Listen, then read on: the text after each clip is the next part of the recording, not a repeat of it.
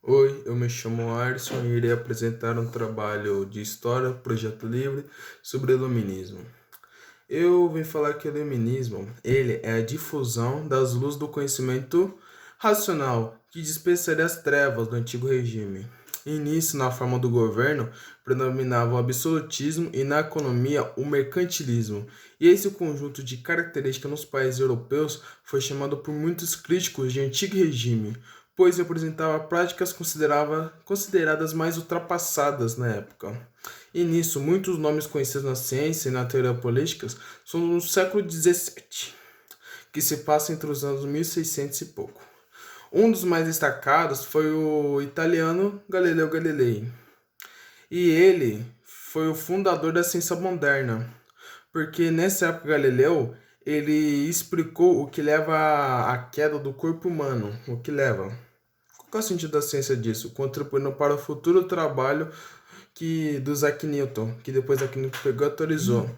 E nisso também ele desenvolveu o termômetro e a primeira luneta astronômica, que isso ajudou muito a revolucionar a ciência.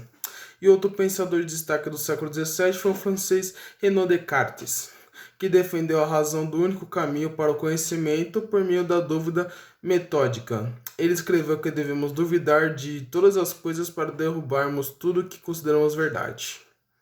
Entre os casos. E no caso dos filósofos iluministas, a maior parte era deísta, isto é, acreditava na existência de um ser supremo, só um ser supremo, que poderia ter criado ou não o mundo.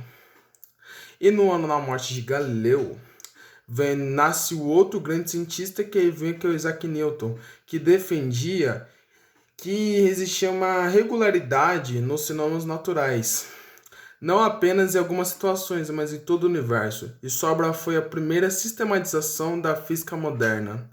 E agora irei explicar que, em função das obras dos pensamentos iluministas, o século XVIII ficou conhecido como o século das luzes, porque um dos importantes pensadores iluministas do século XVIII foi o filósofo francês Charles Louis, e o autor de Espírito das Leis, que nessa obra o que ele falava que ele defendia a separação de poderes do Estado em executivo, legislativo e judiciário.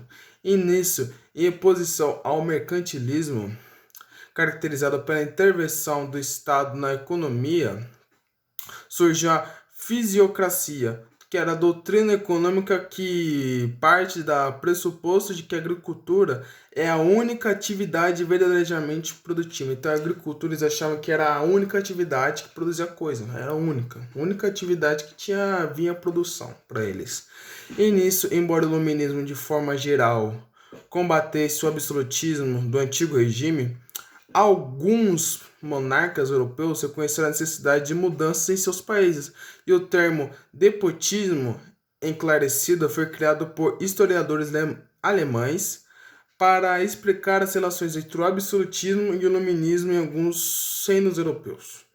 Então, o termo despotismo foi criado para explicar sobre o absolutismo e o iluminismo juntos em uns reinos europeus que tinha na época.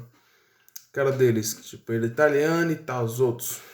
E nisso, o pensamento iluminismo exerceu grande influência na formação de muitos dos valores da sociedade contemporânea. Embora o iluminismo seja um fenômeno da Europa, particularmente da França e Inglaterra, suas ideias tiveram repercussão em todo o planeta. E é isso sobre o iluminismo. Muito obrigado.